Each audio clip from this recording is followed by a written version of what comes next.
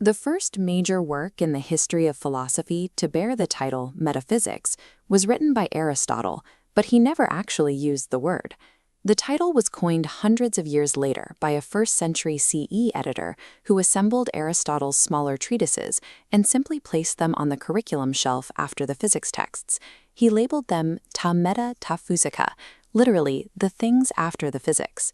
Aristotle's own name for this discipline was first philosophy, the study of being qua being. The Greek word translated as the Latin qua means insofar as. A natural scientist studies an object qua movable, concerning its relationship to change. A mathematician studies that same object qua measurable.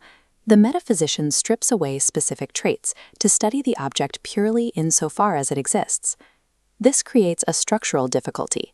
The verb to be has different senses depending on the context. A horse is a being. A color is a being. A size is a being. Aristotle had to find a way to build a single science of being when the subjects appeared to share no single definition. To understand reality, he realized he could not simply study physical parts in isolation. He had to isolate and decode the structural architecture of existence itself. Watch what happens to the word table on screen. A dining table is a piece of furniture. A tide table is a grid of data. They share a label, but they have no scientific commonality. You cannot build a unified science of tables because the word is sheerly ambiguous. Now look at the diagram for the word healthy. An exercise is healthy because it produces health. A complexion is healthy because it indicates health. A person is healthy because they possess health. These three definitions point back to a single glowing central node. Aristotle calls this a pros hen ambiguity, meaning in relation to one. This core-dependent mechanism allows multiple definitions to be studied together scientifically if they all refer to one primary central instance. Being functions exactly like the word healthy. While qualities like white or quantities like 6 feet tall can be said to exist, they cannot exist on their own. They must exist in something else. This something else is the primary category of being, substance, or ousia. Substance is the only category that enjoys independent existence. Everything else, color, size, or relation, merely qualifies a substance. Because every non-substance owes its existence to a substance, an account of any being ultimately requires an account of substance. The universal science of being qua being is, by logical necessity, the science of substance.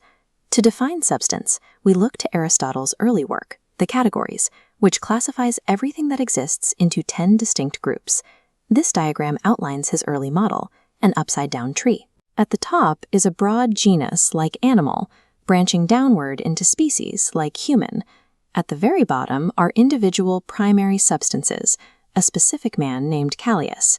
These individuals are the tree's leaves. In this model, these individuals are the absolute bedrock of reality.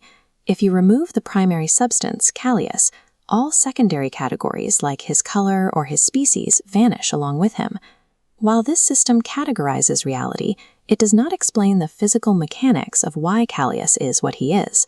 To find that explanation, Aristotle pivots his metaphysical lens inward.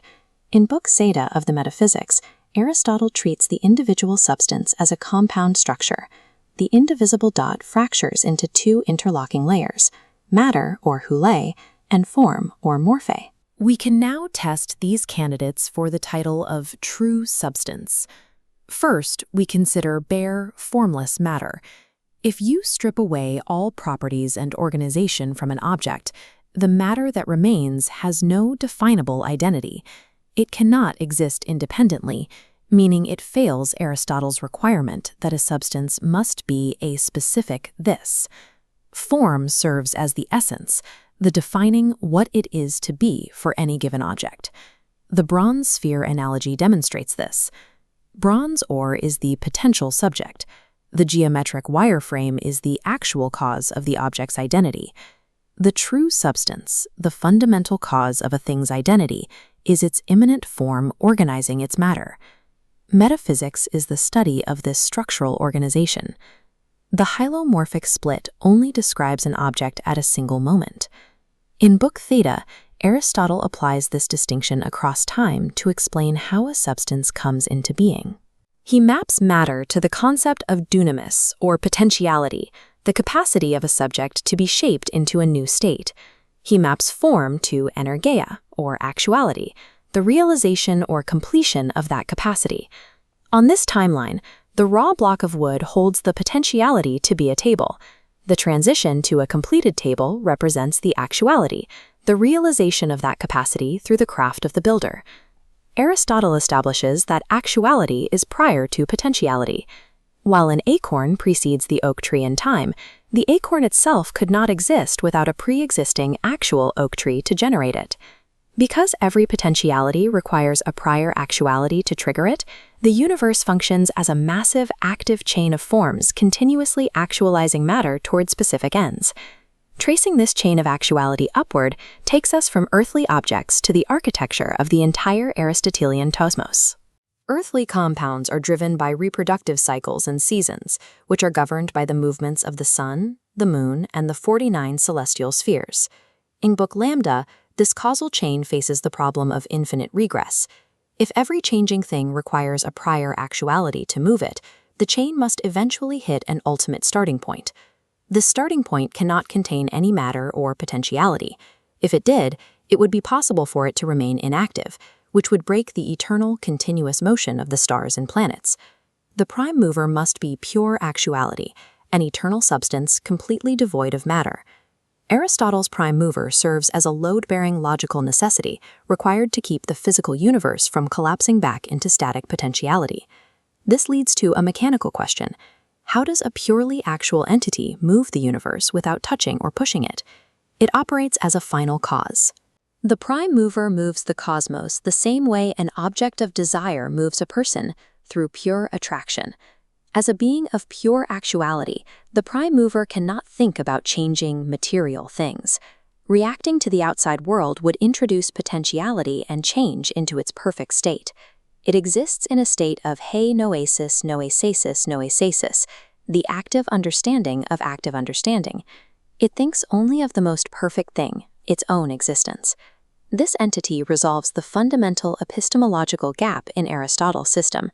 The prime mover is a concrete individual particular that also serves as the universal starting point for all scientific knowledge.